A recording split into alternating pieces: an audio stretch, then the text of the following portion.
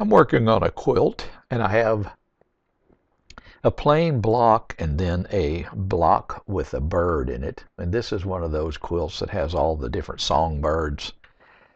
And you can see this block is not very square. It's slanted down at the top to the right, down at the top right, and at the bottom right. I want to place a diagonal crosshatch in this block. And I've experimented with the different properties of the pattern to boundary. And I'll show you every different aspect of this. This little down arrow at the right side, if I click on that, I get this menu which says standard, stretch, and squeeze. And I could try different ways of putting this in there. I'm going to select the standard, and I'm just going to click on pattern to boundary and let it put it in there. But you can see how it puts this in that boundary. It's not very good, and it will not be very easy to adjust. So I'm going to delete that. Then I'm going to select another version of this, and I'm going to try the squeeze. And then I will click pattern to boundary. But now you can see in the corners what it does here to this. That's not very good either. The sides are pretty good, top, bottom, and each side, but the corners are not what I want. So I will try something else here. I'm going to go to this and select stretch, just to see how well this puts this in that boundary.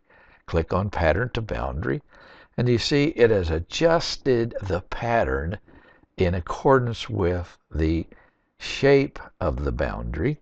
So now this will be very easy to adjust this to fit a little bit more closely. And I'm not going to go through all of these, but what I'll do is I'm just going to zoom in on this one and bring this out very, very close to the boundary. I don't want it right on it. Then I can go and do the top.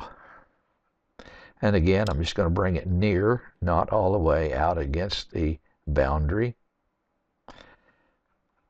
And each side. And I think once I do this, this will stitch out the way I want it to. And I'll check the bottom edge, just zoom in, and bring that down very close to, but not on top of or past the boundary. That's good there. I think this will stitch out fine. So what's my point is, when you're working with blocks, if they're not square, you can use the create a boundary, click on the boundary icon and create a boundary. You can click the 4 points. In this case, notice I clicked at the lower left, then the lower right. That sets the baseline along the bottom edge of this block. That's the baseline for this. Then when I put the pattern in there, the program knows how to align the pattern with the boundary. Now I hope this helps a little bit. And as time goes on, I have some other ideas for video.